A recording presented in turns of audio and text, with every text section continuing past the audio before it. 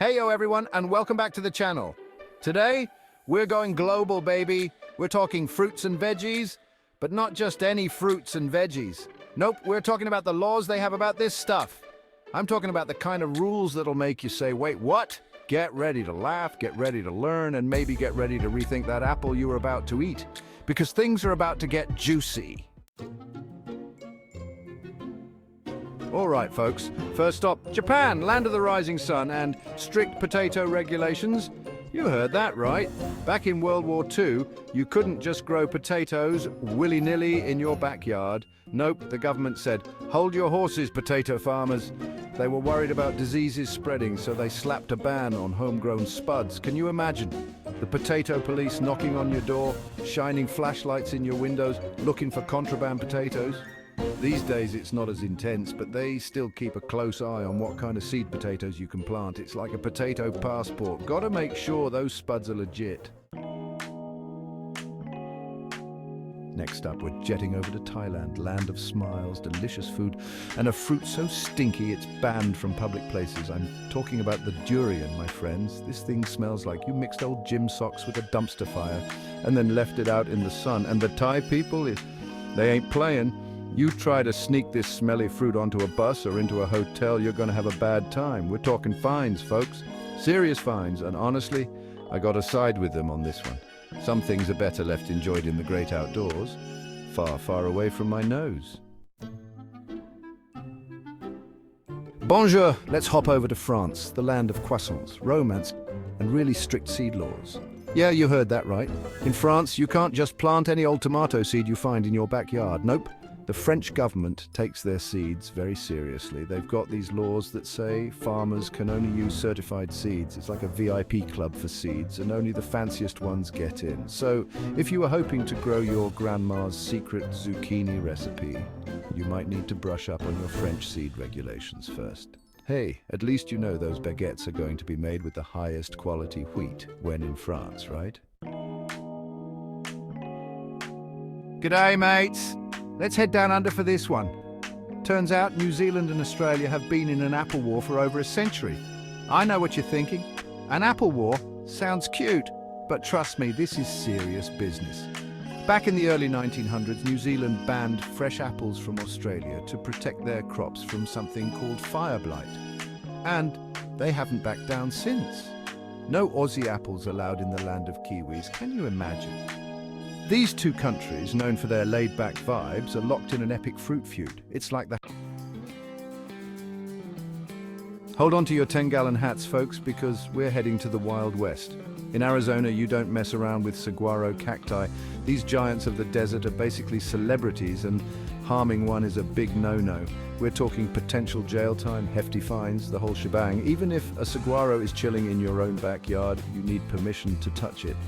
It's like they have their own security detail, and who could blame them? These cacti live for hundreds of years, grow to be over 40 feet tall, and even produce edible fruit.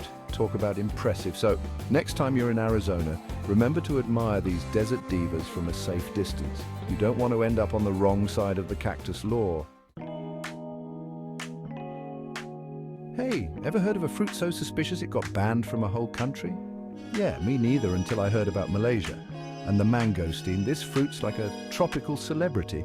Sweet, tangy, and with a cool, segmented inside. But hold on, because for years, Malaysia was convinced the mangosteen was a double agent, sneaking in nasty pests that could wreck their crops. Talk about a fruit with trust issues.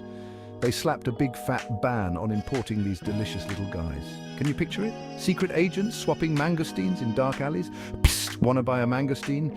Fresh from, somewhere else. I mean, it sounds like a spy movie, but with more fruit salad. Luckily, they eventually figured out the mangosteen was innocent.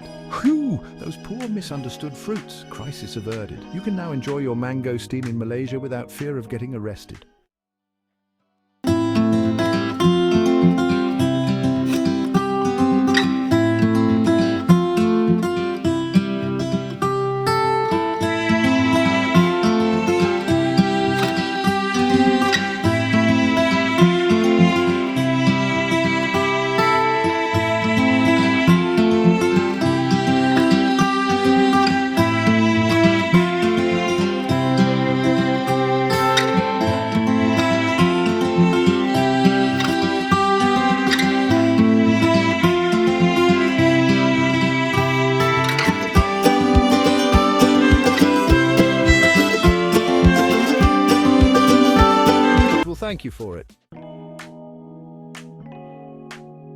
All right, next up, we're heading to Canada, eh? Now, you know how everyone's always saying beauty's on the inside? Well, Canada used to take that very literally when it came to their fruits and veggies. I'm not kidding. They had actual laws about how produce had to look to be sold in stores. If a carrot was a little too bendy or an apple had a weird bump, forget it. They were banished from the shelves. Talk about a tough crowd. It was like a beauty pageant for produce, and only the picture-perfect ones got to be stars. But thankfully, Canada came to their senses. They realized that just like people, fruits and veggies come in all shapes and sizes, and that doesn't make them any less delicious. So next time you see a wonky carrot, give it some love. It might not win any beauty contests, but it'll still taste amazing in your veggie dip.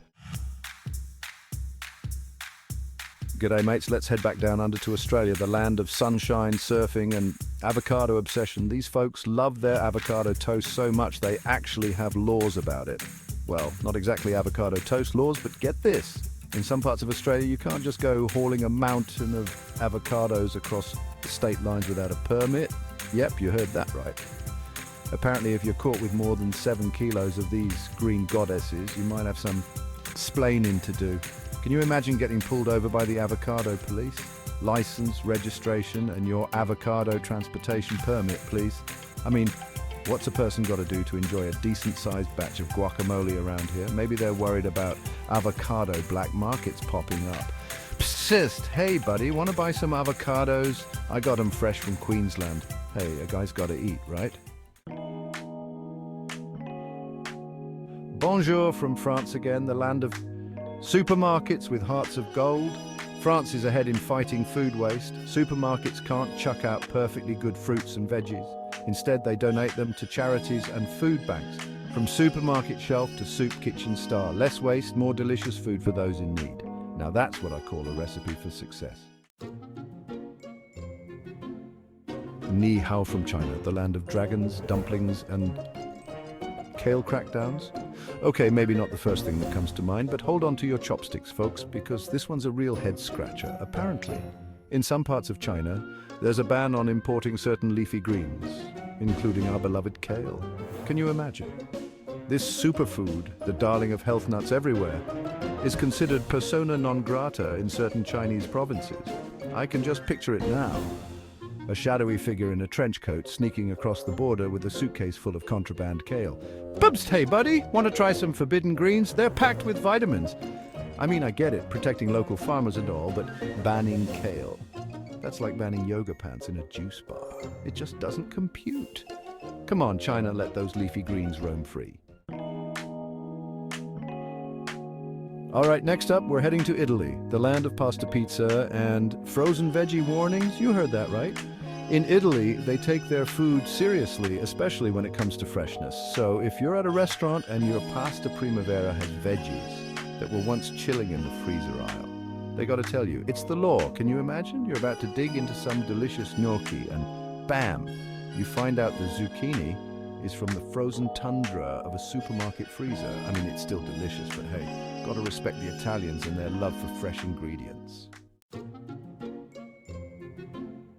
Okay, this next one is wild. We're talking about South Korea, where they love their kimchi, K-pop, and taxing rice. I know, right? It sounds crazy, but it's true. South Korea has a rice tax, but it's not like they're charging you for every grain of rice you eat. Basically, the government wants people to eat a more balanced diet with plenty of fruits and veggies. So if someone's a die-hard rice enthusiast, they might find themselves paying a little extra. It's like a gentle nudge from the government saying, hey, maybe try some broccoli with that bibimbap. And you know what? They might be onto something. Got to get those fruits and veggies in, folks. Next stop, India, the land of spices, Bollywood, and mango protection programs. You better believe it. India takes their mangoes seriously, especially the Alfonso mangoes. We're talking about the Beyonce of mangoes, the top tier, the real MVPs. For a while, India banned foreign mangoes to protect their own mango industry. And honestly, can you blame them? Imagine someone bringing in subpar mangoes when you've got Alfonsos just hanging out in your backyard. It's like bringing store-bought cookies to a bake-off where someone's grandma made her famous chocolate chip cookies from scratch. No competition. India knows what's up when it comes to delicious mangoes. Austria, land of Mozart, beautiful mountains and strict snacking laws. You heard that right. In some parts of Austria, they're not messing around when it comes to keeping their public transport tidy. We're talking no snacking on certain trains and buses. I know what you're thinking. Jimmy, what am I supposed to do on a long train ride? Stare out the window and dream of schnitzel? And yeah, that's probably your best bet. So next time you're in Austria, remember to finish your apple strudel before you hop on the train or risk the wrath of a very hungry-looking Austrian grandma. All right, folks, let's jet over to Kenya, a country known for its stunning wildlife, vibrant culture, and a strong stance against GMOs. Yep, you heard that right. In Kenya, they've got a total ban on growing genetically modified crops. They're all about keeping things natural, folks. So, if you were thinking of whipping up some supersized, glow-in-the-dark veggies, Kenya's not the place to set up your lab. Hey, I'm all for scientific advancement, but there's something to be said about keeping things au naturel, right? Hold on to your guacamole bowls, people, because we're heading to California, the land of sunshine, Hollywood stars, and avocado beauty standards. Oh yeah, in California, avocados aren't just any fruit, they're practically celebrities. And just like in Hollywood, not all avocados are created equal. They've got these super strict rules about what makes a California avocado worthy of that prestigious title. Size, shape, appearance. It all matters. It's like an avocado beauty pageant out there. You know, some avocados are just born to be Instagram stars and some are destined for a life of guacamole. And hey, there's no shame in that. All right, so we're hopping across the pond to the UK where they take their organic veggies seriously, like really seriously. We're talking about a whole other level of commitment to keeping things natural. Over there, if you want to slap that organic label on your produce, you've got to follow the rules. And trust me, these rules are no joke. It's like the royal family of regulations for fruits and veggies. No pesticides, no herbicides, no funny business, just good old-fashioned Mother Nature doing her thing. They even have inspectors who make sure everything's on the up and up. Talk about dedication. Hey, you got to respect the Brits for sticking to their guns when it comes to organic farming. It's good for the planet, good for the people, and hey, probably makes those veggies taste even better. Cheers to that.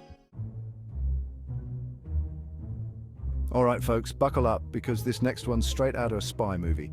Russia's waging a cold war on foreign fruits and veggies. In 2014, Russia banned food imports from the US and EU. Fruits, veggies, the whole shebang. Food as a bargaining chip. No Washington apples or Spanish tomatoes in Moscow. Sticking to homegrown borscht ingredients. Good for local farmers, right? All right, get ready to be amazed because this next one goes out to all my organic food fans. We're heading over to Bhutan, the land of the thunder dragon, where they're taking eco-friendly farming to a whole new level. You see, Bhutan decided they were done with all those synthetic fertilizers and pesticides. They're like, nah, we're good. We're going full-on organic, baby. And they're not messing around.